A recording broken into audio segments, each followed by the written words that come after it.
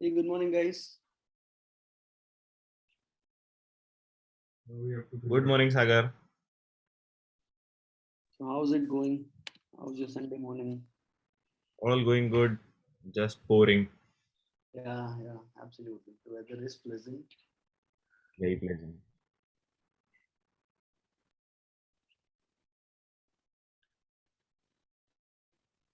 Okay. We have nine participants, including me and Varsha. Varsha, how many are we expecting more?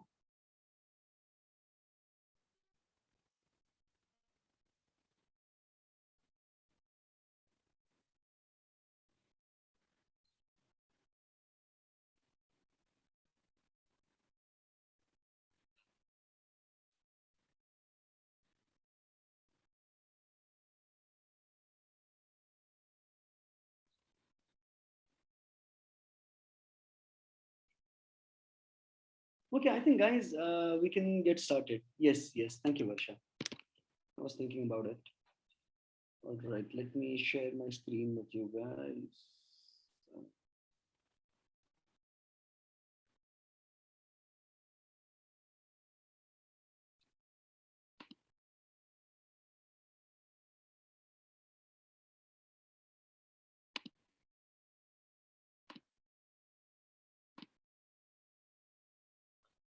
Is my screen visible to everyone?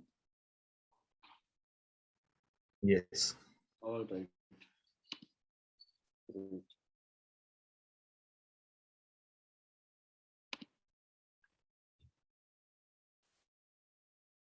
So the agenda for the day is how to solve a data science problem. Right? We've been going through a lot of Saturday code only sessions, and we've been solving a lot of problems.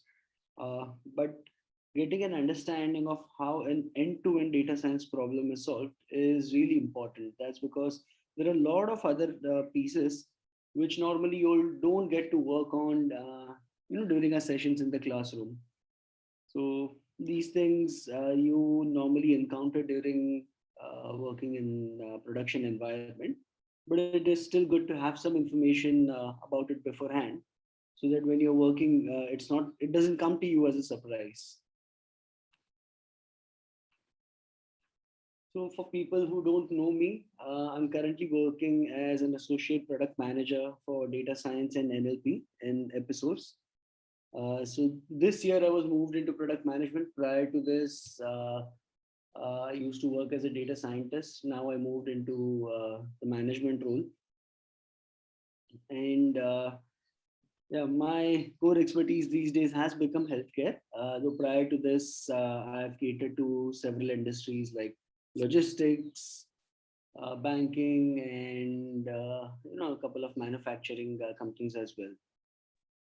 And things that I normally use during my day-to-day work is Python, SQL, and Docker, because we create application, we containerize it, and we deploy it.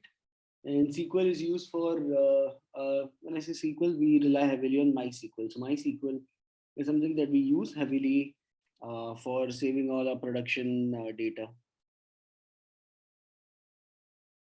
Yeah, I've shared a link to my profile in case you guys want to be connected on LinkedIn. So this is an overview of my data science journey. So around 2014 and 15, I used to read a lot about data science, and at that point, SAS. If you all have heard of SAS, I'm not sure how many of you've heard about SAS. Anyone who knows what SAS is? Statistical analysis software. सुना है किसी ने? Yeah. Okay. Prasad has heard about it. So SAS used to be a huge player in the market. Uh, Most of its clients were banks, majority of it.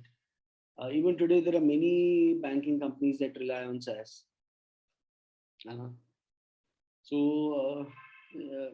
before putting my hands into understanding and learning about SAS, I started exploring that what exactly data science is, how it works, and what is it that people really do. What are the prerequisites if someone has to get started?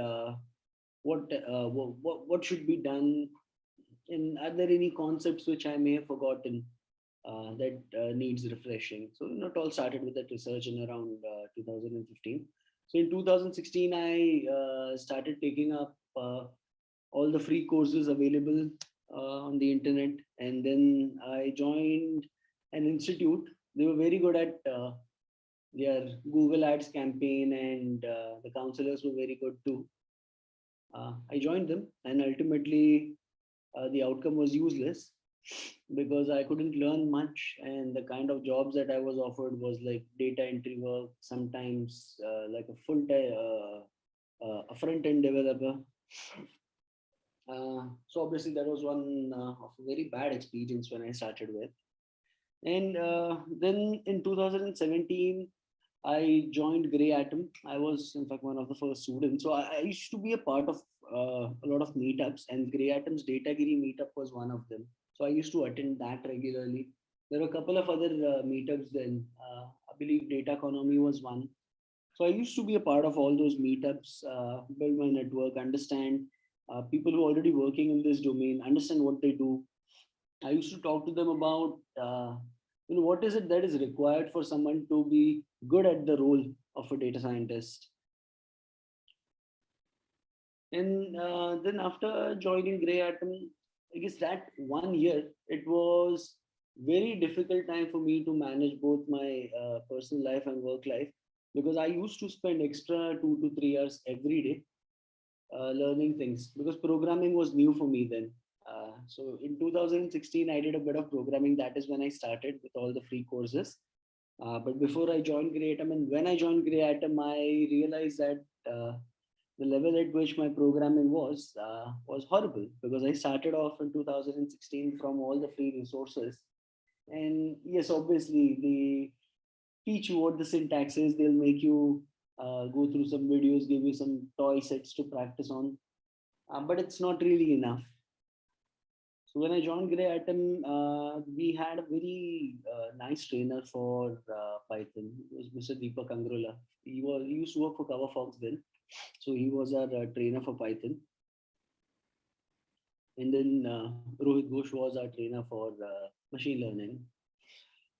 So that's when I realized that there was a lot of catching up that I had to do, and I constantly had to work at least 2 to 3 hours a day to manage that, either before job or after job. And since I'm a night owl, I used to prefer it after job. And the reason I've mentioned Classroom Plus practice is because I'm personally not a fan of relying only on classroom training. You have to implement what you're learning, because that is when you'll be able to expand the knowledge. You are learning with 10 different people in the classroom. So those 10 people know the same thing as you do. But what different are you doing? Why should even someone consider you when they are hiring? Right? So you need to build something for yourself by constantly practicing it. It not only enhances your knowledge, but gives you avenues to learn more and expand your knowledge. And obviously practice whatever you've learned so far. And then in 2017, after completing around 6 or 7 months, I started applying for data science jobs, and I started talking to a few of my clients as well. So the first EDA project that I did was for my own organization. I was working with Syndrome then.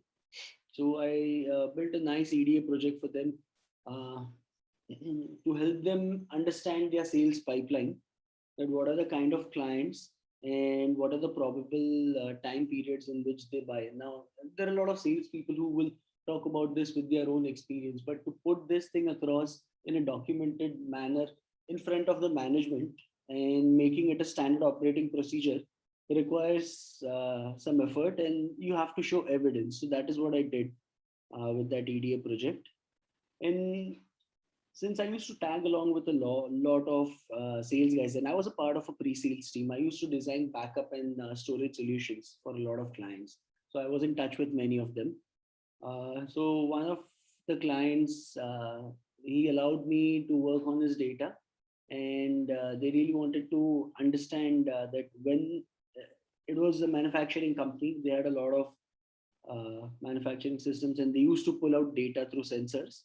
So there was an analog data which was then converted into digital data.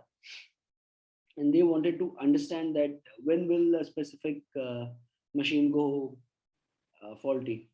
So this was to reduce the load on a given machine and maintain it better.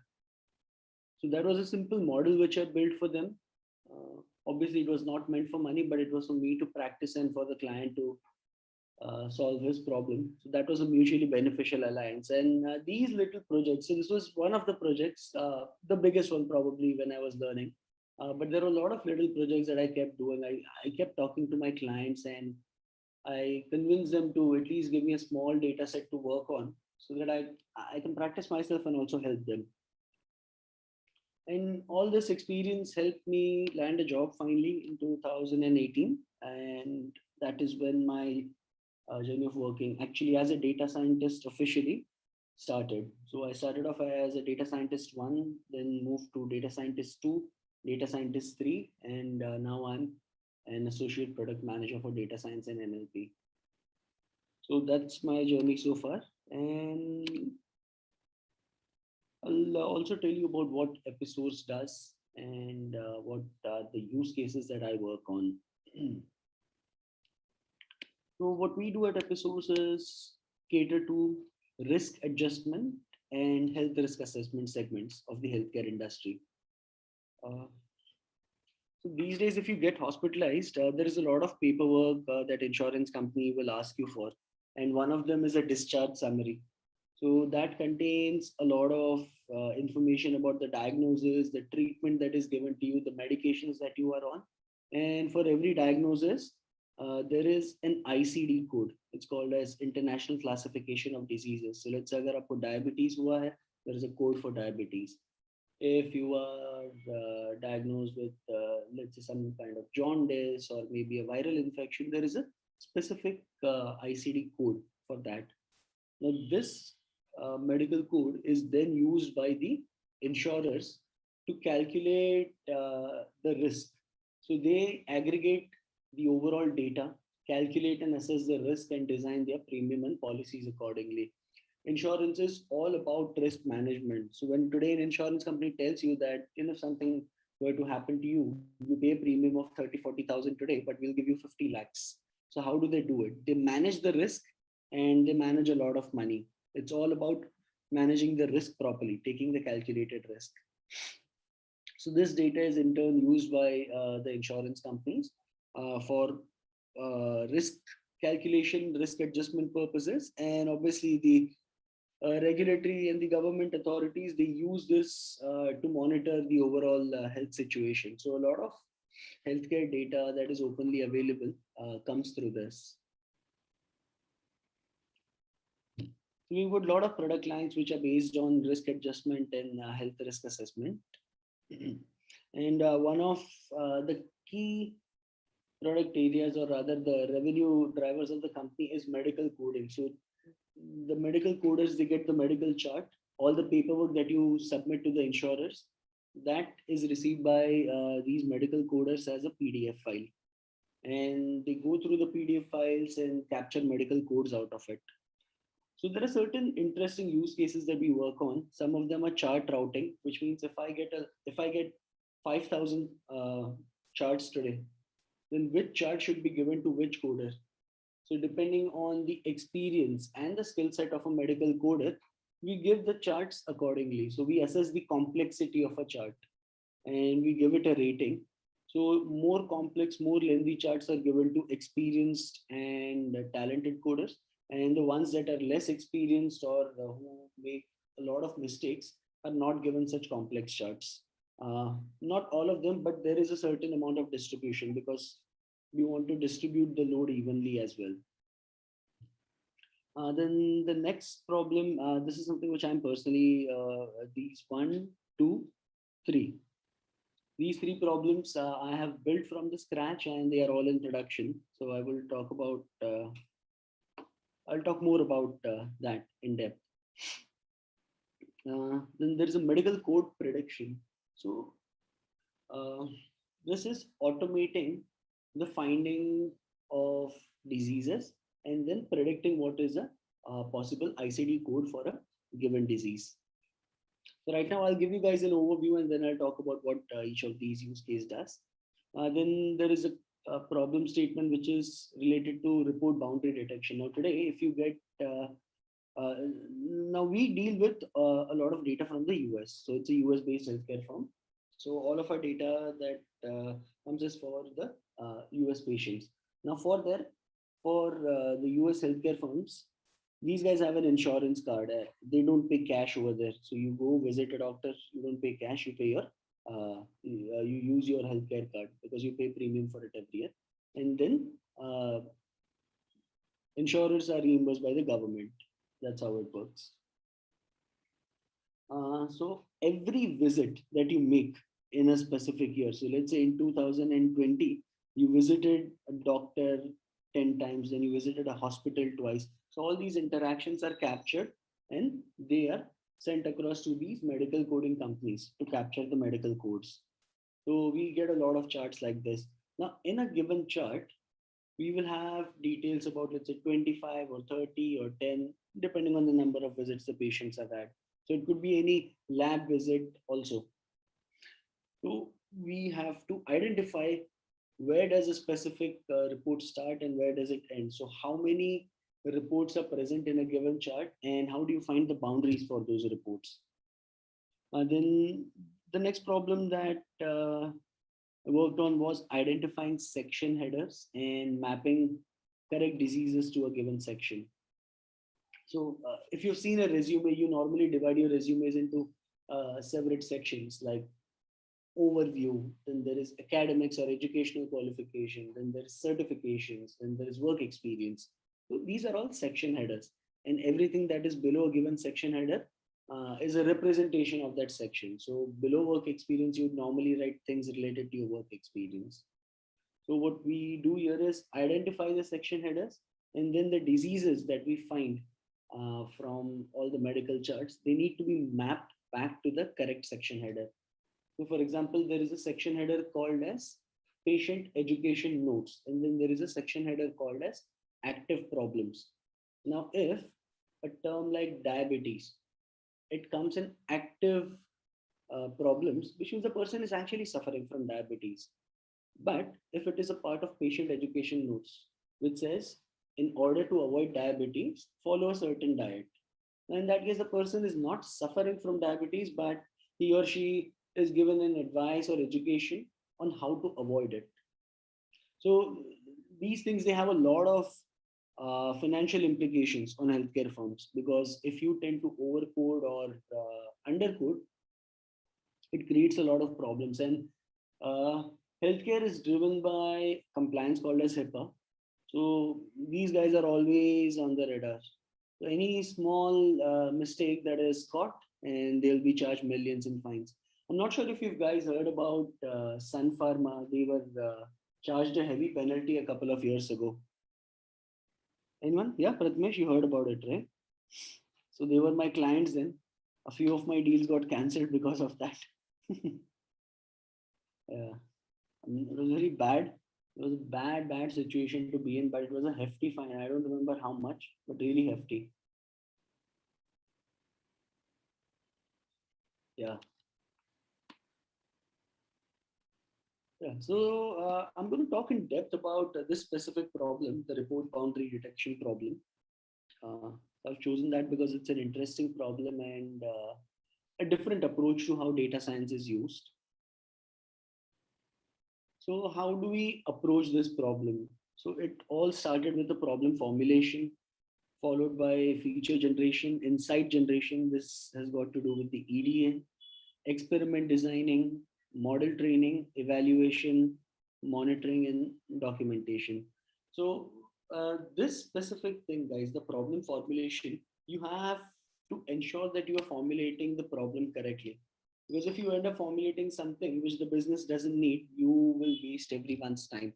So always make it a point that formulate your problem correct, get it verified by your stakeholders.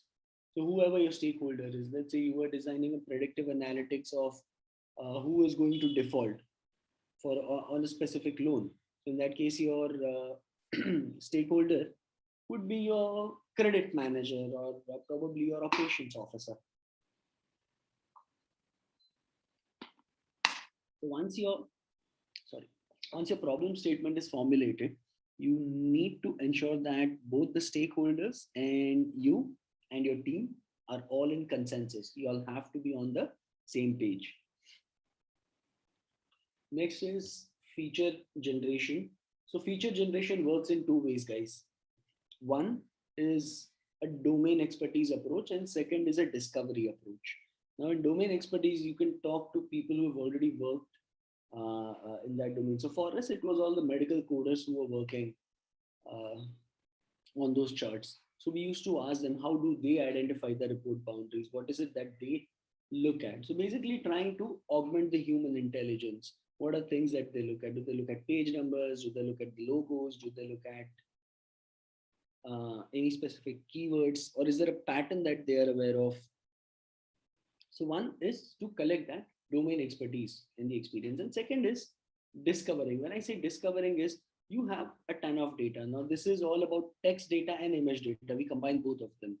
So discovering features from that by and then so you extract as many features as you can, and then run a feature importance to decide on which features to retain and which to reject.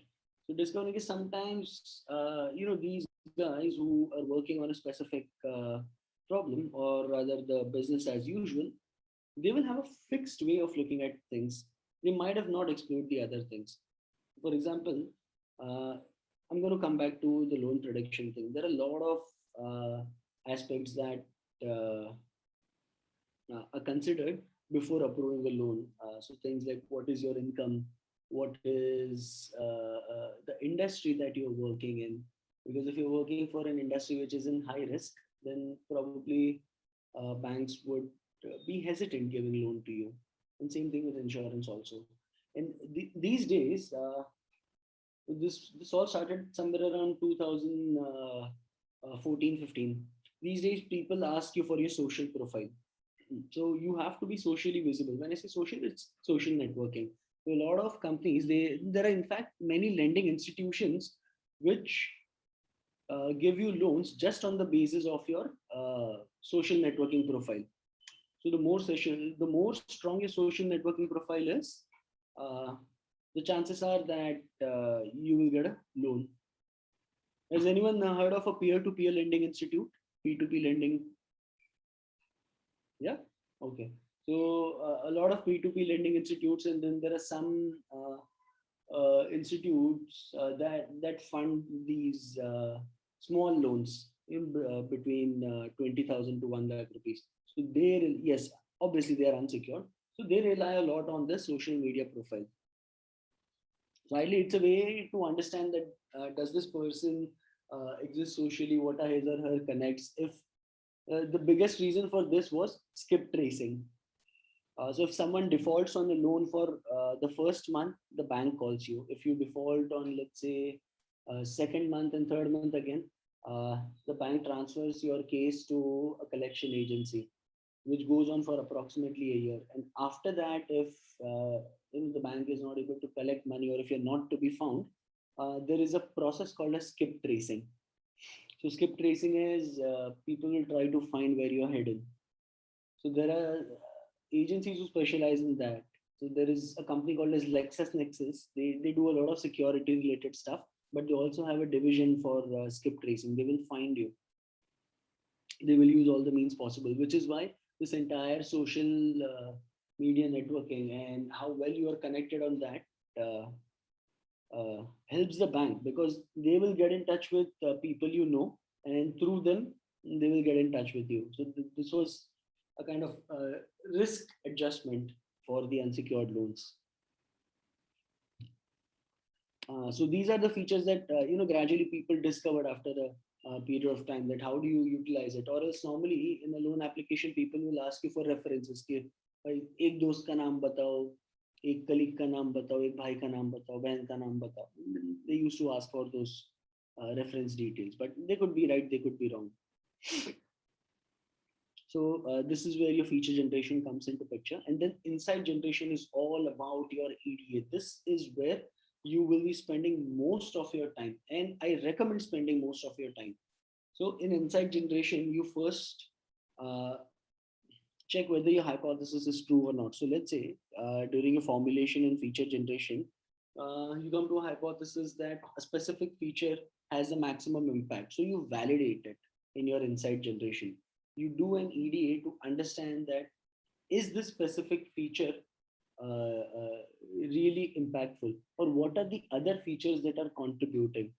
Now, what if I remove this feature and check what is the outcome? So, for example, let's say if you had to analyze the data of all the people whose loans are approved, and there are several columns that you will work with. One of them is Aadhaar linked to your PAN. Now, what you'll notice is if you take that specific column off, you will see that the amount of loans approved versus disapproved, they will be somewhere in a 50-50 ratio.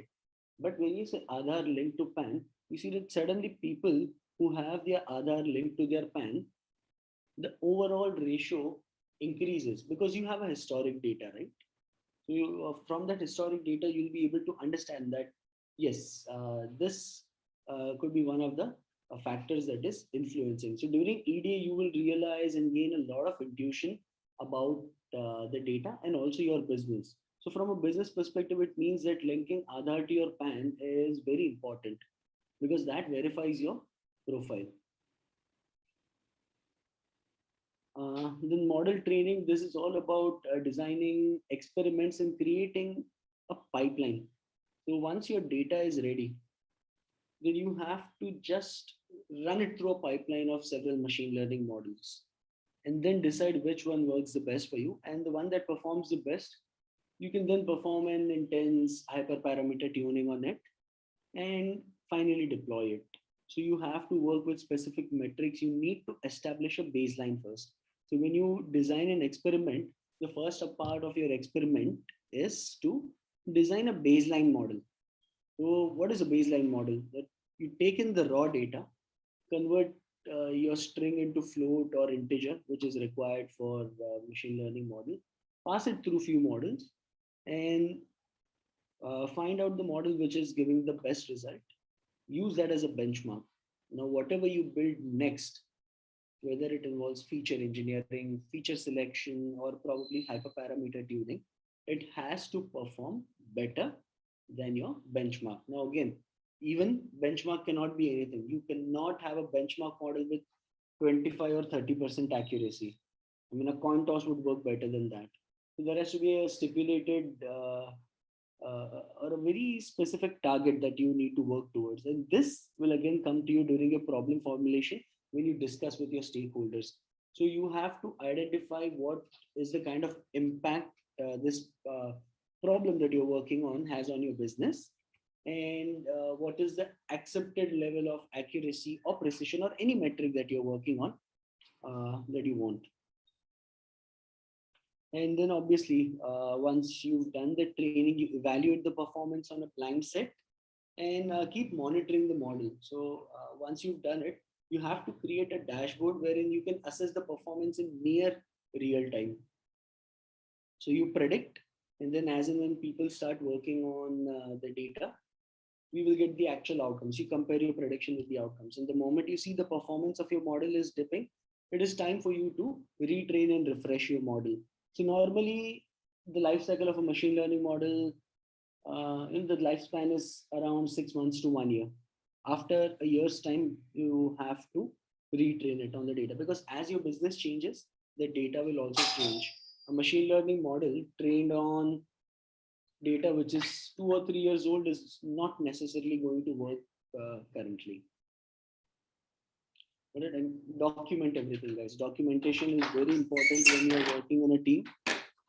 And I cannot stress more on its importance. Because if your documentation is in place, it is good for you when you're referring, when you know what to work on or what are the corrective measures that you want to take. Uh, Plus, there is a concept called as maintaining good documentation for your code. Also, use doc strings. There is a website called as makethedocs.io, makedocs.io. we can use that. So it automatically creates a documentation for you based on the doc strings you have. So if someone wants to refer to your code, they will understand. You don't have to spend much time explaining people what your code does. Okay, before we proceed, do you guys have any questions around this so far? Whatever we've discussed?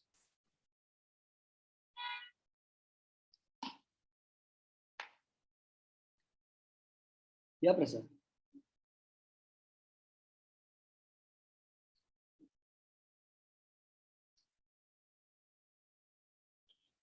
Uh, it varies on what level of project you are on, but when you are starting a project, uh, the exploratory analysis part will take about 55 to 60% of your overall time. And when you are evaluating your model, that is, you do a lot of error analysis, there, I guess, 70 to 80%, because there the kind of EDA that you do will be different. So in the beginning of your project, when you're creating this machine learning project, it will be close to 50 to 60%. So model documentation is all about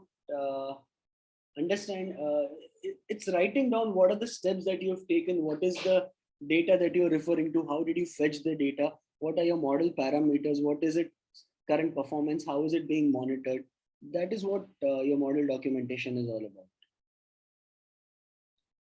So you write a proper project report, and if someone wants to look at your code and understand it, they should refer to doc strings.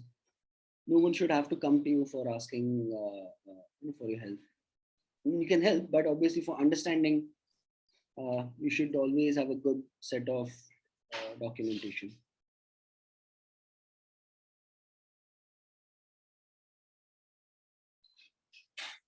Uh, Prasad, see, you obviously have to use statistics somewhere down the line, but the most important way, or rather the most effective way of doing EDA is you use your statistical knowledge, you find the distribution, but translate it back into business terms. And then again, discuss your findings with the stakeholders. So, for example, let's say if you're talking about approving or rejecting personal loans, so you find the kind of people for whom we have been approving personal loans.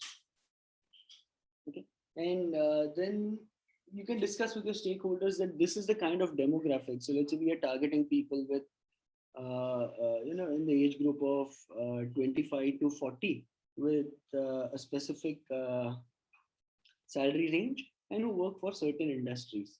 Now, this is where the volume is, but this is not where the maximum profit is. Again, then you can talk about, let's say there is a specific segment of consumers that are working as independent contractors, let's say like people working as Zomato valleys.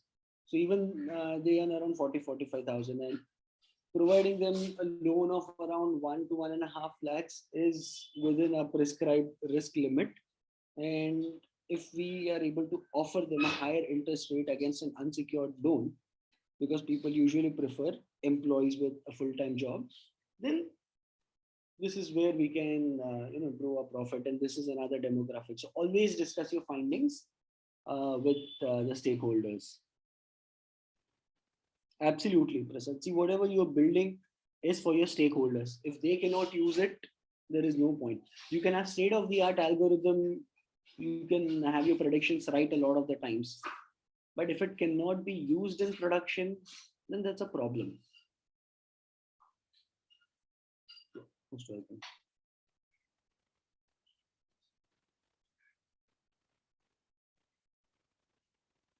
Before, before the baselining model.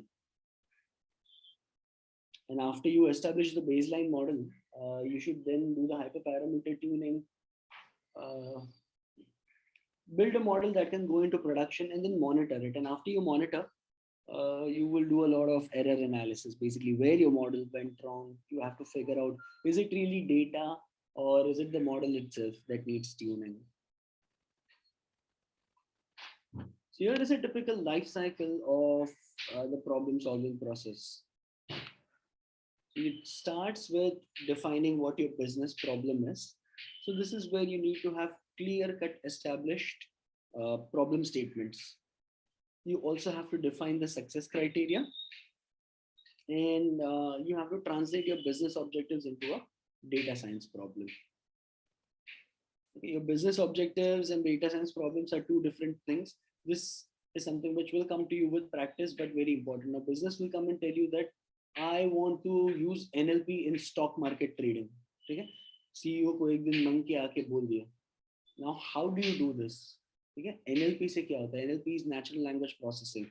You can understand language. Now, when you understand language, you can try to figure out what the emotions or sentiment are. So you can probably use this knowledge, scrape all the news from a set of websites, find what are the people sentiment for a given company, and then predict that since this the sentiment of people seem to be uh, getting better for a given organization, there are chances that the stock prices will go up in the near future. So that's how you combine your structured data along with the natural language processing. So again, उनको जो stakeholder है वो आके यही बोलेगा कि हमको NLP use करना है. But how do you do it? And again, when you want to integrate sentiment analysis, this project can be broken into several different further projects. So first is to identify the sentiment. Second is dependency parsing. So is this really a positive sentiment? So first is the keyword highlighting that things like good or not good or bad. And second is dependency parsing. If people are talking about, if there are words detected like good or great or awesome, is it for a company, or is it for a specific event, or is it for a rival?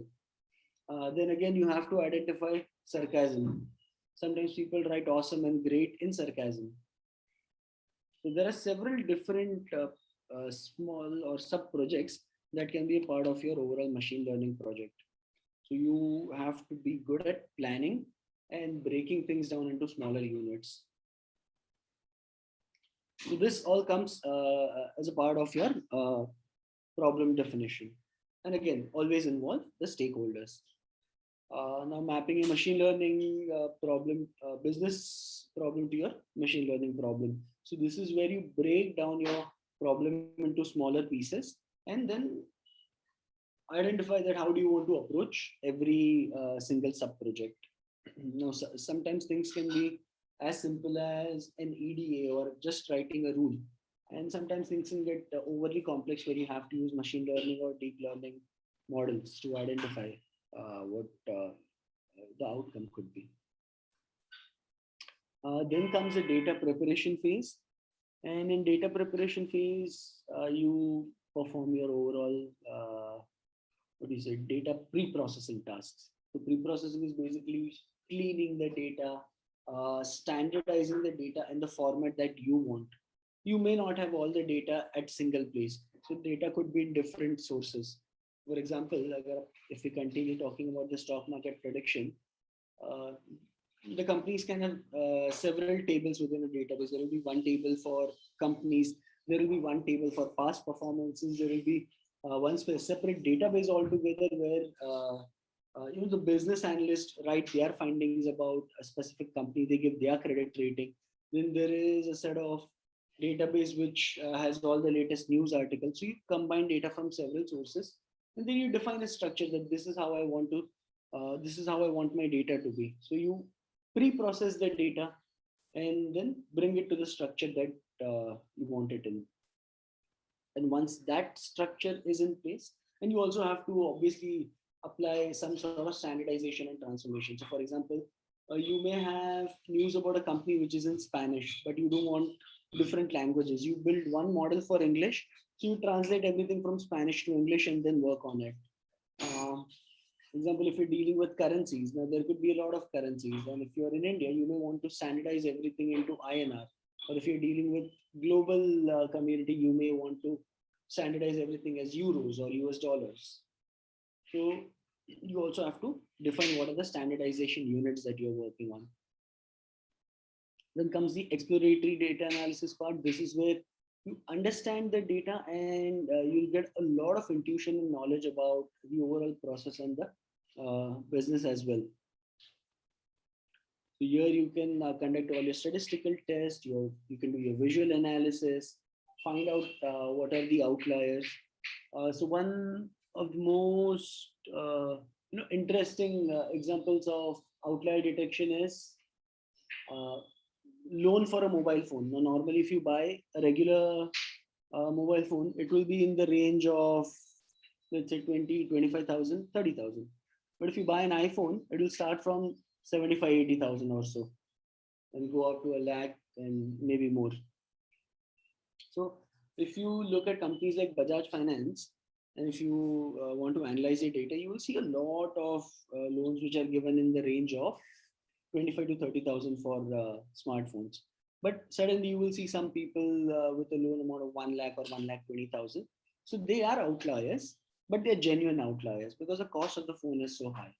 So then sometimes when you deal with outliers, the outliers are genuine, and you may want to treat them separately by creating a different model, or you may probably want to factor that in your existing model. Work with non-parametric machine learning models, which are not really affected by outliers. And once you do the EDA, this modeling is the next part. So you define your experiments, you experiment with multiple models, you create a benchmark or a baseline model, and then you start reworking on that model, making it better. You work on your data, do some feature engineering and feature selection, rerun the model. And that's how it works. So this is a feedback loop. So basically a feedback loop may or may not involve human, but it will all be about testing iteratively. So you all must have done hyperparameter search or grid search CV, right? You use k-fold cross validation. Use that. So feedback loop can be automated, and you should keep tracking your experiments as well. And obviously the evaluation part, this will majorly happen in your live data. So once your model has been deployed, then you should monitor what are the instances where I'm going correct and what are the instances where I'm going wrong. Where I'm going wrong, what is it that I'm doing wrong? Where is the issue? Is the issue really with the way I have pre-processed the data? Have I missed something, or has something new come up? Or is it the model that is not performing well? Now, sometimes when you work with smaller set of data, when you start working on any problem, you won't work on the overall data, right? You don't work with population. You take a sample. If that sample is biased, your outcome will also be biased. If that is the case, then you will be able to find such things in evaluation. But obviously, when you're sampling the data, you have to be careful that you take a random sample, which is a true representation of the population.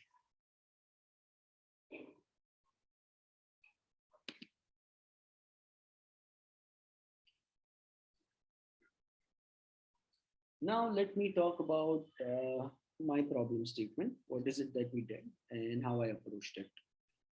So any questions around this generic framework or the overall life cycle that we spoke about?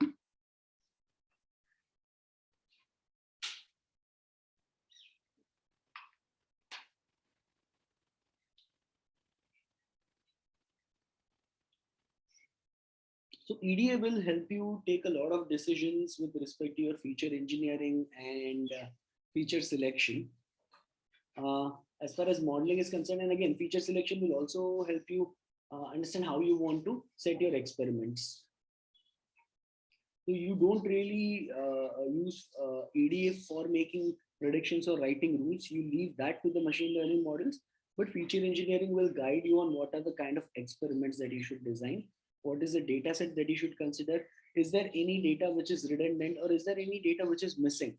Because if you have a specific column with a lot of missing variables, you may want to disregard it completely. You might not want to include it. So that is where your EDA will help you. EDA will help you understand the business, understand your data. Yes, EDA will also help you understand the overall business well. Like, what does it mean to your business? As a part of your feature selection, obviously it will be helpful. EDA is important because you need to understand what you're working on. If you're blindly relying on the machine learning model, then what is the need of a data scientist? People will write 4 lines of codes, automate everything, and not hire data scientists. You are paid for your intelligence that you bring in, not the machine learning model that you run. So all the hard work that goes before and after is, yeah, exactly. So this is one of the, how do I put it across? This is one of the overhyped thing about data science, the machine learning modeling. But what people really don't focus on is the uh, hard work that is put behind. So if you see, building a machine learning model or running that fit and predict is hardly 5% of your job. You will do that once in maybe 3 or 4 months. Before that, it is all about dealing with data which is dirty, collect data from different sources, pre-process it, uh, bug fixes, software engineering. It's all about that. And obviously, if you feel that part is disgusting, trust me, you'll have a tough life as a data scientist because that is where you are expected to bring in your intelligence.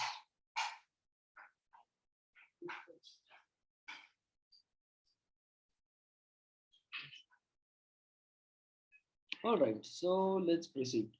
I'm going to talk about the problem statement that I'm working on.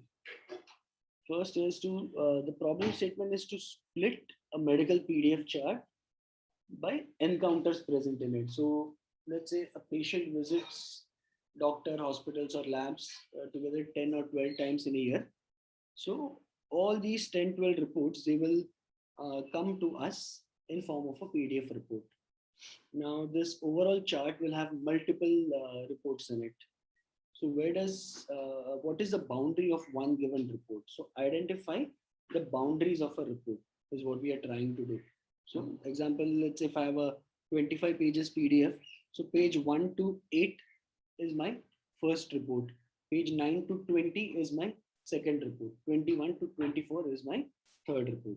So identifying those specific entry exit points or rather start and end of an encounter is what we are trying to predict. Uh, Now, the business outcome, or rather, what is it that the stakeholder wants is accuracy of the boundaries that we predict for acceptable notes is 85%, should be 85% at the minimum. Now, when people capture codes, like I mentioned earlier, that there is a section header which talks about active problems, and then there is a section which talks about patient education. So, a disease mentioned in patient education cannot be captured for reimbursement, right? And likewise, there are certain documents which are accepted, and only for that specific document will the insurer reimburse. So we call them as acceptable and unacceptable notes. So acceptable notes are the ones which are accepted by the insurance companies and they will reimburse. So if you give a report which is not acceptable and it has mentions of diseases in it, you will not be reimbursed.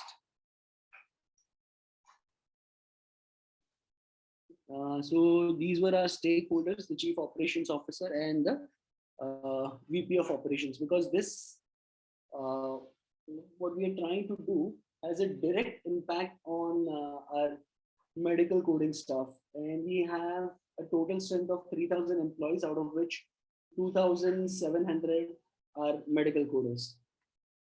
So this is a major revenue driver for us. And what is the impact that we wanted to create? So our impact was to have a faster turnaround time for processing a chart for medical coders with a lot of information pre-populated, and this boundaries is one of them. Now this specific boundary, it is used by coders to capture, like I have disease X, Y, and Z, they are present in a specific boundary. So we give them these boundaries. But this use case is also used by the outcome of this use case is used by many other components. So we have a component in place which identifies the date of visit. So if I give you a report of a patient, you have to identify what the visit date was.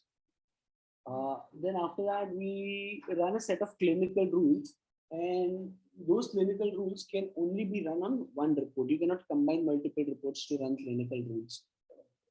Then there is a model which predicts whether a given report is acceptable or unacceptable.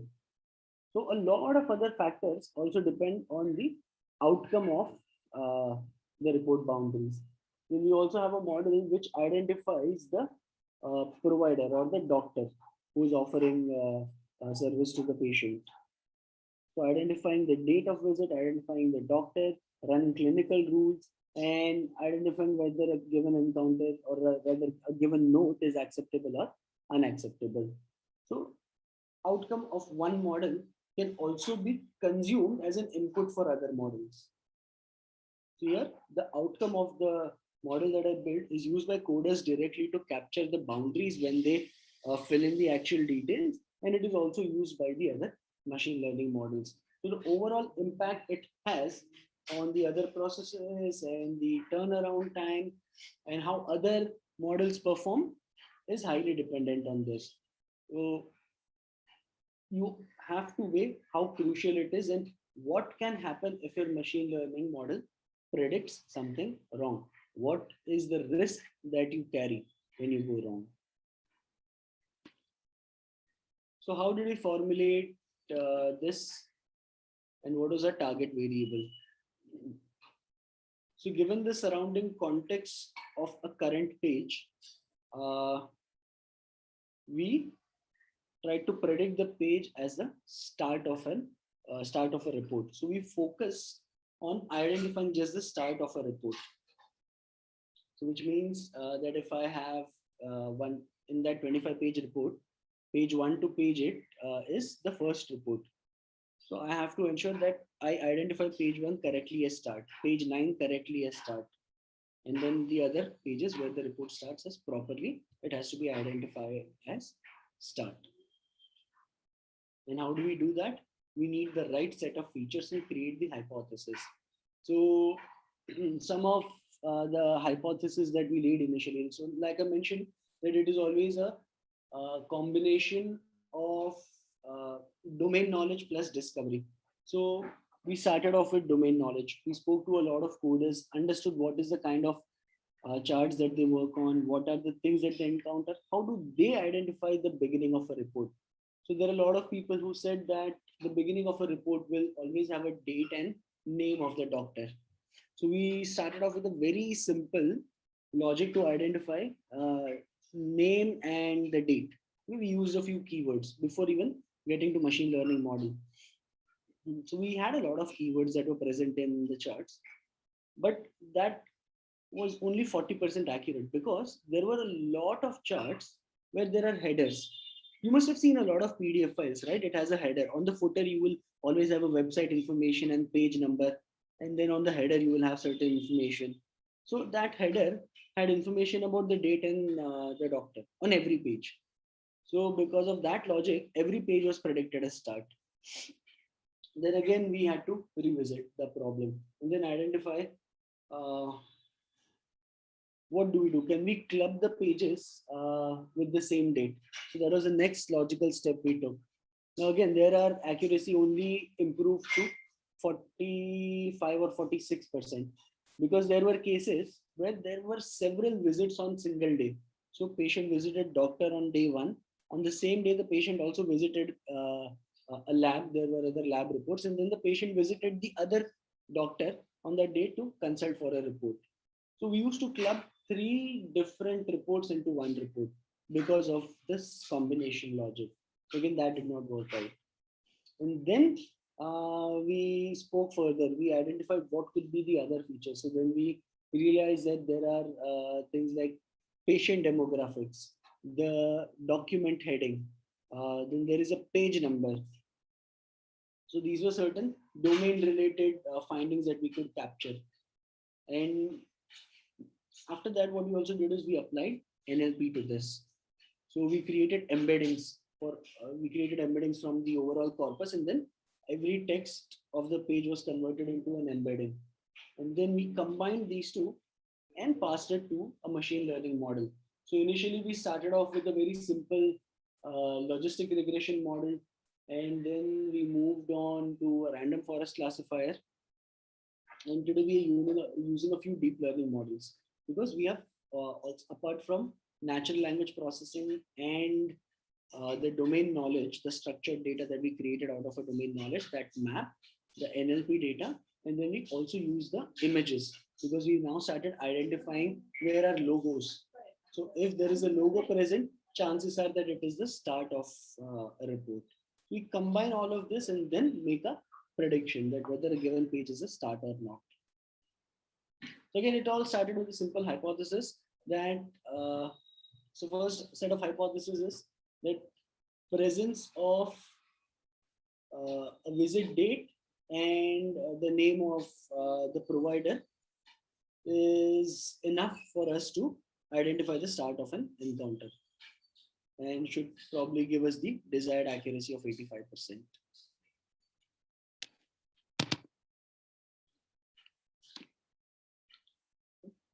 Now, always have the right loss function for this. Now, because we did not want to rely on things like log loss or RMSE or anything like that,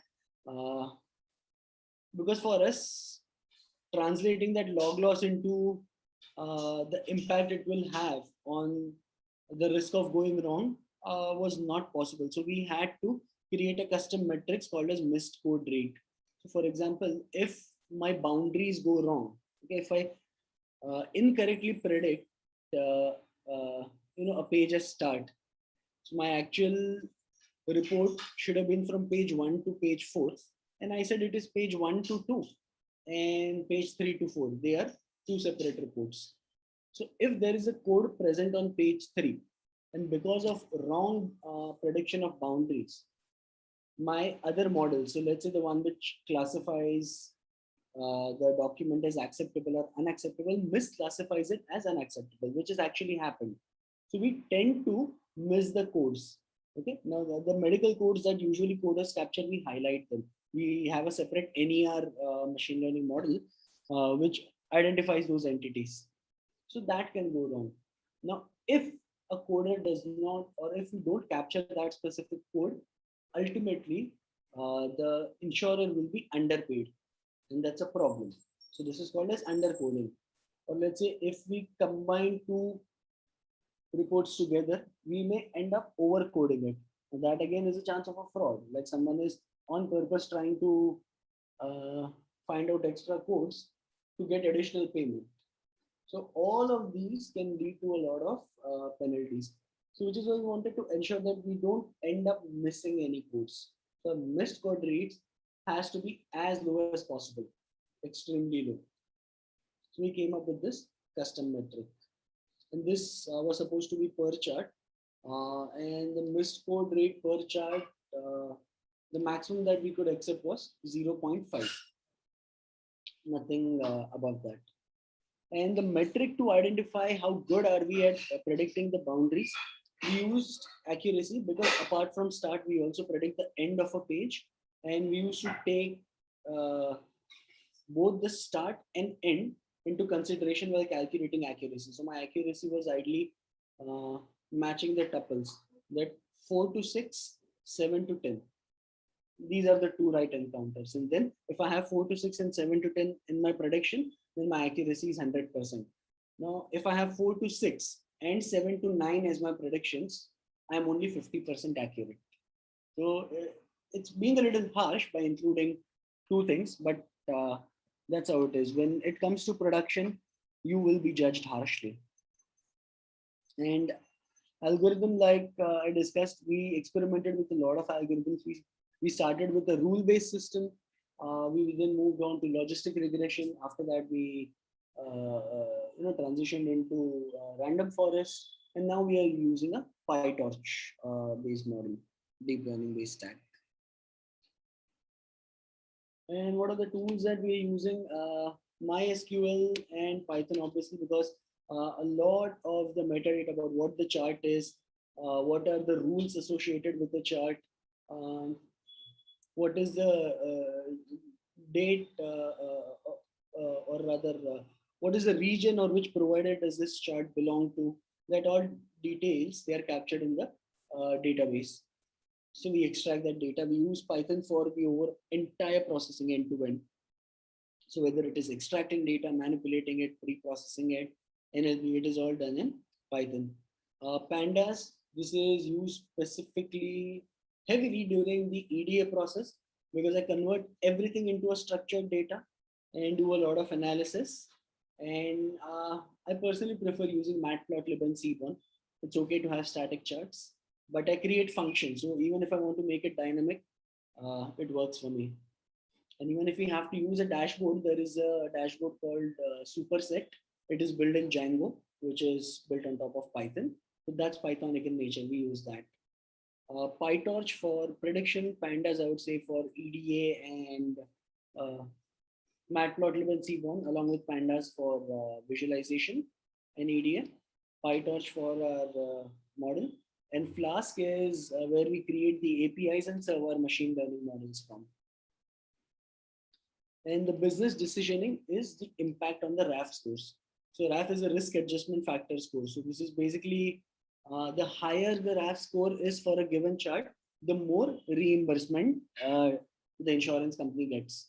But again, it has to be validated and has to go through a lot of compliance checks. You cannot just include anything at random. So obviously the missed code rate has a direct impact on this RAF score. So if we tend to miss a lot of codes which are important and the reimbursement or RAF score for which is high, then we are doing something wrong. But if you miss minor things or symptoms like, let's say, mild fever, mild headache, the RAF score deviation will not be much. Obviously, it is missed, but the score deviation will not be much. But this is how the business takes a decision on whether this model will go into production or not.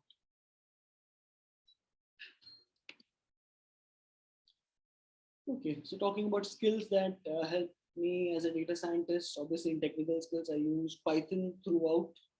Uh, and visualization is something I keep doing. I either am dealing with visualization when starting a project, or I'm running some kind of error analysis, or probably I keep doing comparisons of old model and new model.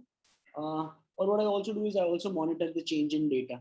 So I do a lot of visualization, a lot of it. Because for me, machine learning models, once you understand how the models work, once you have the intuition, once you understand the statistics behind it, you can easily manipulate the data and then pass it on to your machine learning model. But this is where you have to spend the most of your time building this intelligence, building this knowledge hub. And what are the domain related experiences that help me? Obviously, my previous work experience, all the little projects that I've done for my clients, all the assignments that I did during my class. But my experience of working as a solution architect, that is what helped me a lot. Because I knew how to design solutions. I used to deal with a lot of data in Excel back then. So, for example, understanding that since I used to design backup solutions, that how much space will be occupied for a backup system. That required a little bit of predictive analysis and some sort of statistical formulation. And then other things that we look at is contributing to Stack Overflow, because when you're stuck, you go to Stack Overflow. So I try to answer questions in Stack Overflow. I contribute in whatever way I can. And then I've been mentoring at Grey Atom. I've been training in Grey Atom. I'm also a speaker. I've been a speaker at PyCon India. This year I am in their reviewers panel. So I'm reviewing the proposals and I'm also mentoring the speakers in PyCon India. So stay connected with the community, contribute to open source, go through a lot of open source packages, because there are people doing some really good stuff out there. You'll understand a lot. So that was about it feel free to ask any questions that you have.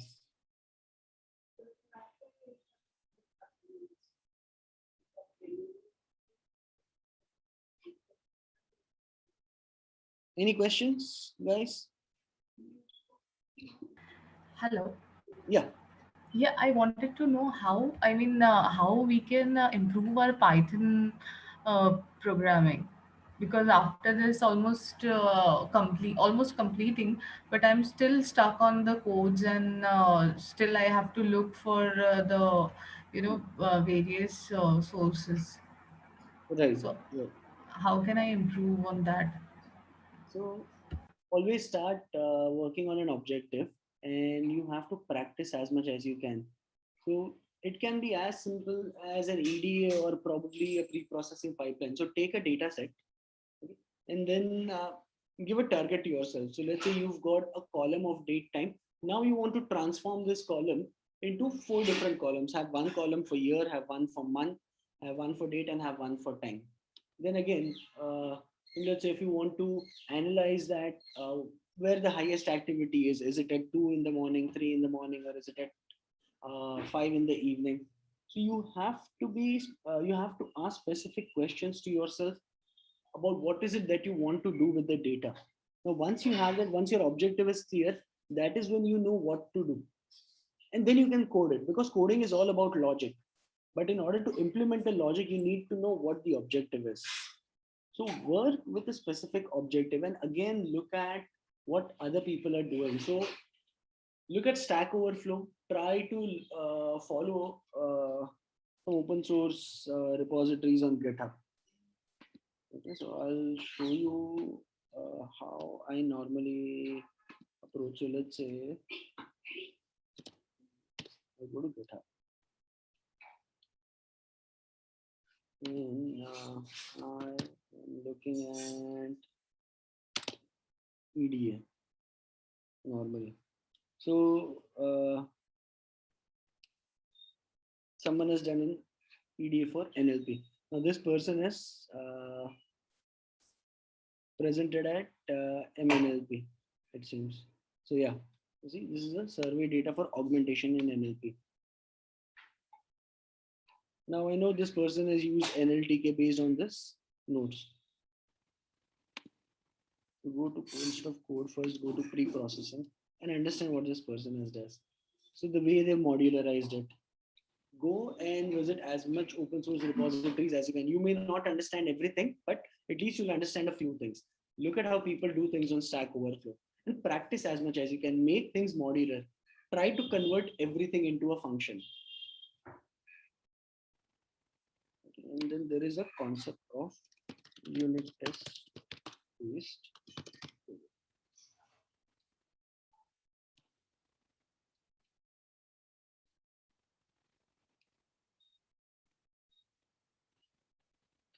This is called as TDD. I'll share the Wikipedia link. So TDD will force you to think that what are the things that can go wrong, write all the test cases for them, and develop things accordingly. Because software engineering is also an important aspect of your overall data science journey. You don't want to write code for the same thing over and over again. Make it modular, reuse things as much as possible. In fact,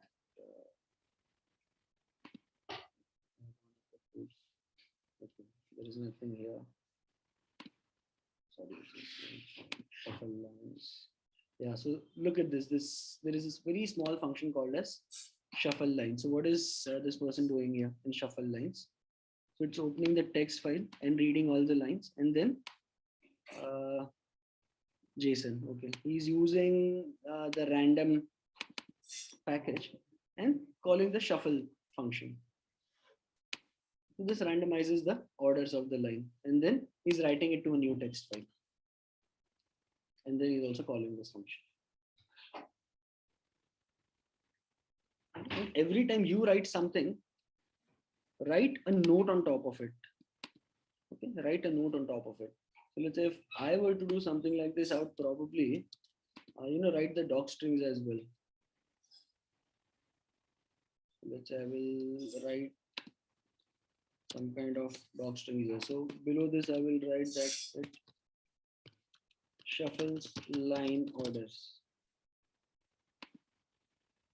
This is the first thing it does. Now, what does this just do? This reads the lines from text files. This reorders the lines. So have these comments whenever you are writing. And next time, find a better way. So you start with one approach. You give yourself an objective, come to a solution, and then find out different ways of doing this. Is there a better way of doing this? And there is one thing that this person is not does. This person is not done is close the file. That can be a problem. So find out what more can be done. How can you make this specific thing better? So that is an approach which you should follow. I personally follow that and that helped me. So hopefully it will help you guys as well. Any other questions?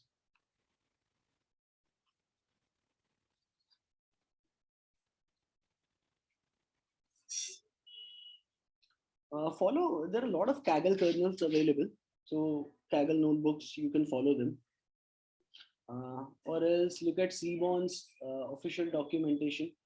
There you will see. Again, open source projects are the one where you will be able to see a lot of contributions done already. Okay, but there are many Kaggle kernels. So if you go to Kaggle, and if you search directly for EDA, there are projects where people only do EDA.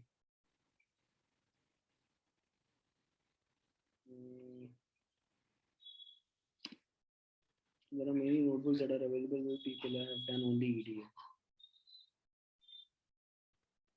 So this is Santander Production EDA. They also have the codes. And see, this is EDA.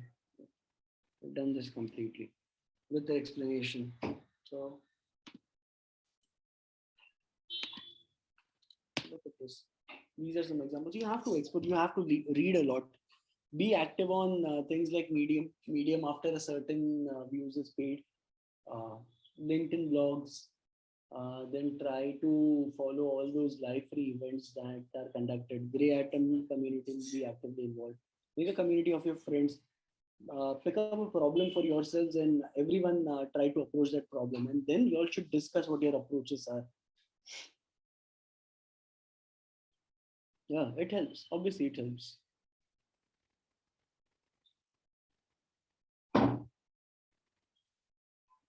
What else, guys?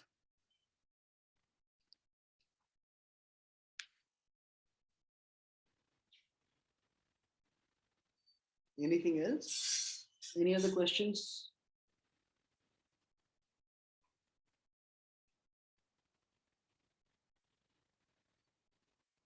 Nothing? It doesn't have to be technical, generic. It could be anything out of the blue.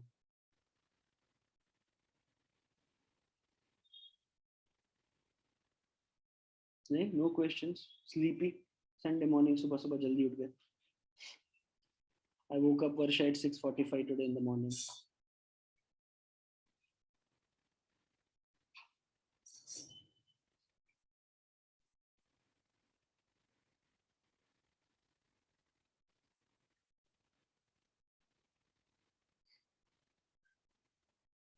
Yeah, PyTorch is different. PyTorch is a deep learning based framework. उसका syntax वगैरह सब totally अलग है.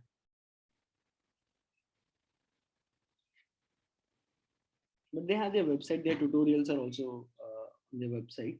So they've got some sample files which you can refer to. But actual understanding of PyTorch takes some effort.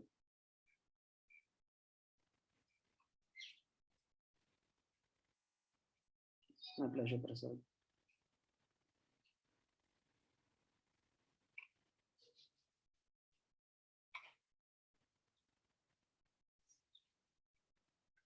Do we have any other questions? Yes, no?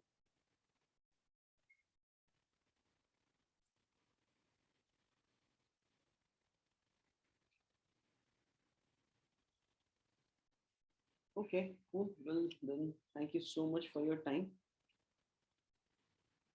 Have a lovely Sunday ahead and enjoy the pleasant weather.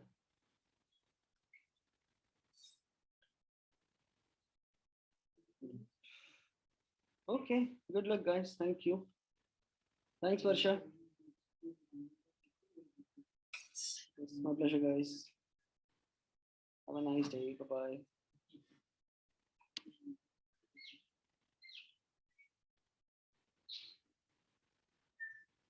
Yeah, thanks. Will do. You too.